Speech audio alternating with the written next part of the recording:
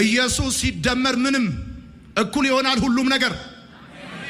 ኢየሱስ ሲደመር ግርዛት፣ ኢየሱስ ሲደመር የሙሴ ሕግ፣ ኢየሱስ ሲደመር ረጅም ቀሚስ፣ ኢየሱስ ሲደመር ጾም፣ ኢየሱስ ሲደመር ህዳር ሲታጠን፣ ኢየሱስ ሲደመር ዝክር ምናምን፣ ኢየሱስ ሲደመር ጽዋ ጽውዬ ምናምን ይባል ነገር የለም። ኢየሱስ ሲደመር ምንም እኩል ይሆናል የዘላለም ሕይወት፣ የእግዚአብሔር ልጅነት፣ የእግዚአብሔር ልጅነት።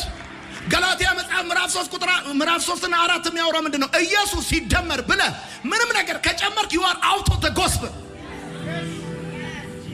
ከወንጌል ውጭ ነህ።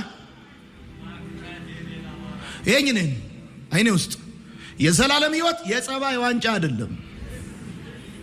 ቀስ ብለ ተናግረ የምትወርሰው እያልክ እያልክ የዘላለም ሕይወት ተራንደ የምትወርሰው አይደለም። ለዚህ ነው ሁለት ሰዎች ሲጸልዩ ነበራል ጌታ።